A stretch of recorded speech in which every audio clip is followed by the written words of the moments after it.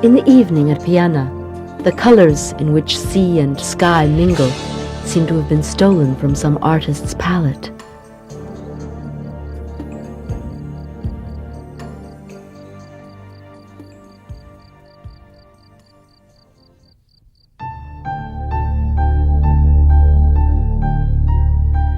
The Wadden appears the opposite of all that.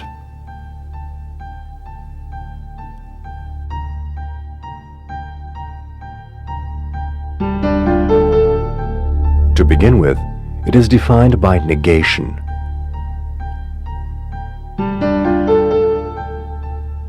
Negation of color, negation of shape and relief, even negation of identity. The Wadden is neither sea nor land.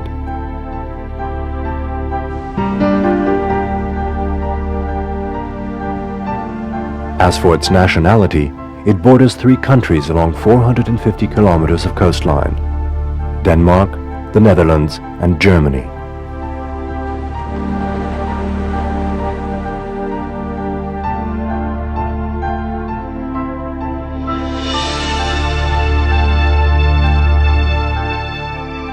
The Wadden later displays a more personal, although terribly ephemeral aspect. Like a schoolboy's slate, the sea erases it every 12 hours, then redraws it differently. At each tide, the Watt, an amphibian area, is invaded by waters up to 20 kilometers deep. Then they retreat, uncovering the animal and vegetable life that is adapted to these special conditions. Sediment is shifted by the sea, and at the end of the cycle, the finest particles are deposited where water moves slowest. An area is formed called the Wadden alluvium, in which fine grains prevent the infiltration of water. The bacteria which develops in this oxygen-poor silt disintegrates the organic substances. It is this process which produces the characteristic odor of rotten eggs and the blue-black color.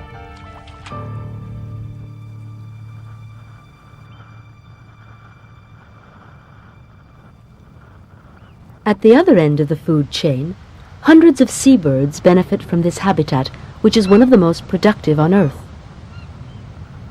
Numerous nature reserves are scattered along the coast, providing areas for resting and reproducing.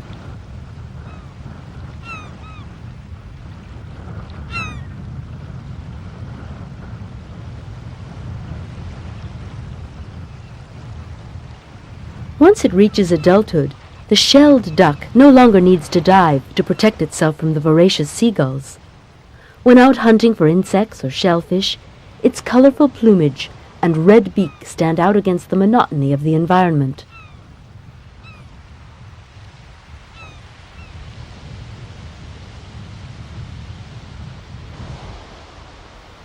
The Wadden, however, is not as uniform as it seems. On the contrary, it offers an abundant diversity, for it is a zone of transition.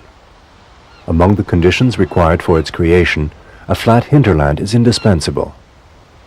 The change from one zone to another happens very gradually, starting at the sea towards the Martian, low and fertile lands reclaimed from the sea. These grassy stretches, which are occasionally touched by the sea, are called salt meadows. For the plants as well as the animals, the salt content in the soil results in extreme living conditions to which they have had to adapt. An adult eider duck, for example, ingests between 40 and 50 grams of salt per day, representing between 2 and 3% of its weight.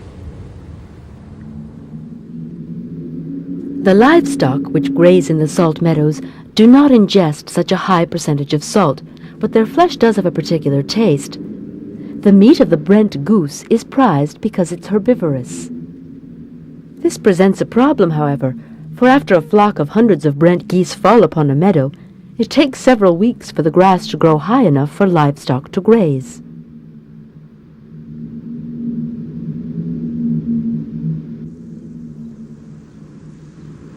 Like the sea, the wind plays an important role in the Watt. It shifts the sands which, when deposited, temporarily form a string of dunes. In order for these to become stable, vegetation is indispensable.